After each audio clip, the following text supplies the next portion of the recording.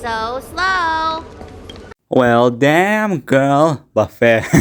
Well, hey guys, welcome back to another video. And today we'll be talking about Imbibitor Lunae, or more specifically, what Imbibitor worth it. Because I'll be honest, Imbibitor Lunae was a very interesting character because for one, he had like insane damage, but two, he was clamped between one of the bestest things ever, and then after she is 2 DPS. So it was kind of a rough choice to pull for Imbibitor Lunae, but if you pull for Imbibitor Lunae, his damage is actually very high. And I want to talk about Imbibitor Lunae because as everyone knows, fuxuan legit comes out tomorrow, and with fuxuan coming out tomorrow, that means Imbibitor Lunae banner will be gone. And I want to talk about Imbibitor Lunae because I think he's a very interesting character. And also with him being in the game, that opened out a gate to other characters to get level up basically. And I'll get on that later, but what Imbibitor Lunae worth it? I would say if you pull for him and you liked him and you need a DPS, he was very solid because his damage is very high. Because for one, his damage is ridiculous because he takes up 3 skill points, boosting up his damage and manipulating his basic attack to do insane amount of damage. And honestly, he can do easy 100k without even trying for free to play players. So that by its own right is very impressive. And he had a precedent where for now he is the strongest DPS in the game, and that's not even really a question because if you use all 3 of his enhanced basic attacks, legit 100k like that. So he was very strong. But a problem with pulling Imbibitor Lunae is that after Imbibitor Lunae is fuxuan, and after fuxuan legit 2 DPS being Jinglu and Topaz. Jinglu is a very hyped up character, and Topaz with a nice personality and being a hunt unit with a fire element is very appealing. So there's a lot of competition with Imbibitor Lunae. And I feel like if Hoyo never really up Imbibitor Lunae scaling, he would be an easy skip because for one, why would you want to go for a damage deal when there's legit so much damage deal? There had to be an incentive, and that incentive was to make Imbibitor Lunae damage legit disgusting. So that's like one incentive, but two, if you think Imbibitor Lunae would be the strongest character in the game when new characters coming out, I hate to break it to you, but realistically, I'm pretty sure Jinglu and Topaz is probably going to be like the best DPS in the game because I feel like they keep upping the scaling because in this game, a turn-based game, that the biggest appeal is either you're good support or you can do a lot of damage basically. And since this game is easy, you don't really have an incentive to pull the strongest of the strongest, so you pull for who you like. And Jinglu and Topaz and fuxuan is especially in that category because for one, hyped up waifus, like what more can you ask for basically?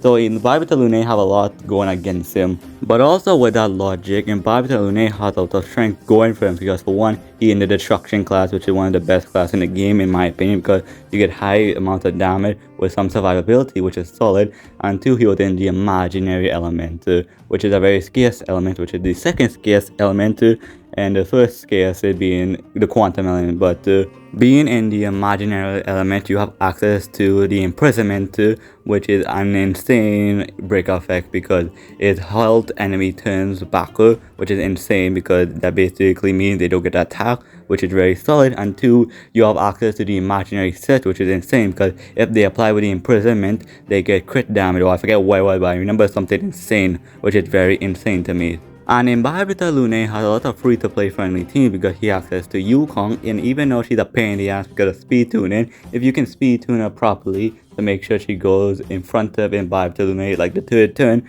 she is chilling for real. And if you manage to get the C6 for Yukong, she is insane because you don't have to worry about the turn order, and you can just make your Yukong blitz speed. And obviously it's going to be a pain you have to get a E6 Yukong because E6 is kind of hard to get to sometimes because RNG is RNG. But he also has access to Pela, who is a very free-to-play friendly unit because you don't need no Eidolon for Pela, especially if you're using Pela with Imbibitor Lunae because none of her constellation help Imbibitor Lunae. So E0 Pela is insane, and pair she up with some energy recharge, the set that make you move forward, make her tanky because her damage kind of sucks, and your Pela is chilling to make her a defense threat bot, which is actually very respectable and a very good niche to have. So there's a lot of things going for Imbibitor Lunae. He has a lot of great stuff for sure, but realistically, I feel like a lot of people will skip him still because for one, as I said before, with fuxuan legit being after Imbibitor Lunae because fuxuan is miles and miles a better pull value than Imbibitor Lunae. And even if you're looking at it objectively, fuxuan better, and the only reason you go for Imbibitor Lunae over fuxuan is one, you either have all this to say in the world, you have Bailu, Gepard, and the Watcher, which is fine. Or you like Imbibitor Lunae, he's your husbando, and if that's so, I understand that for sure, and screw everything I just said about fuxuan being a better pull. If you like Imbibitor Lunae, go for it. I'm not gonna stop you. Who cares about the meta if it's your favorite character? That's my opinion. But basically, objectively, meta-wise, fuxuan is better. But if you like him, just forget everything I just said. So if I have to give Imbibitor Lunae a rating, I would say he's a solid either between a 7 or a 6. Maybe a 7.5 actually, because his damage actually insane. It just, do you want him? Do you need him? It depends on what your count and all that stuff basically. But I think for now a 7.5 is definitely fair, because for one, even though what I said about fuxuan is true, his damage is objectively better, because objectively Imbibitor Lunae for now, he's considered to be like the best DPS in the game. But that's gonna change when Jinglua and Topaz come out for sure, because for sure they're gonna augment Jinglua and Topaz scaling, because there's no doubt in my mind they will not do that, because for one, it can make a lot of money, and two, if they fuck up Jinglua and Topaz, I feel like that'll be a big L on their case. So I really think their scaling will be high, either that or they will be very high in the meta for sure. But otherwise, I'm actually very happy with the placement of Imbibitor Lunae, because he a very healthy addition to the game, even though he like considered power creep, because he considered to be like the best of the best for now.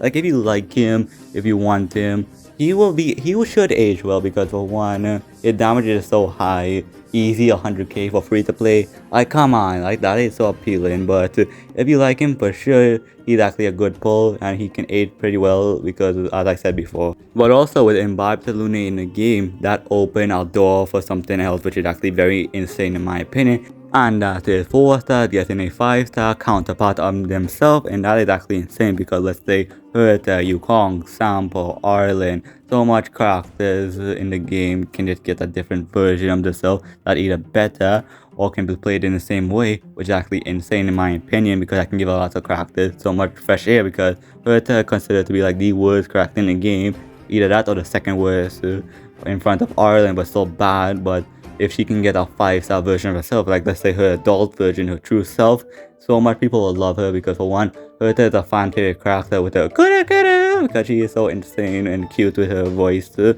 Like I feel like a 5-star version of Herta would be insane, but I feel like a lot of Herta stands will keep the 4-star version, because coulda just goes so hard in my opinion. So with Imbibitor Lunae being in the game, that gives a lot of hope for characters that doesn't really get a lot of play, because of their kit can get a 5-star version of them with the updated kits. Like let's say Arlen can be like a support or a hunt unit, let's say, that would be insane. Or Sample moving up the rank from a dust stacker to let's say a destruction DPS. Like there is so much option they can go with it, and I'm excited for sure. But overall, I think I'm really backtracking, because let's get back to Imbibitor Lunae very quickly. Honestly, Imbibitor Lunae is solid in my opinion, and if you get him, no regrets for sure. But realistically, he has a lot of competition, as I said before, and he's gone. So I guess the people that skip him are eating well, because fuxuan is just coming out tomorrow, so damn. Well, with all that said, I think that's everything I want to talk about for today's video. So with all that said, thank you so much for watching this video. I do appreciate it if you made it far.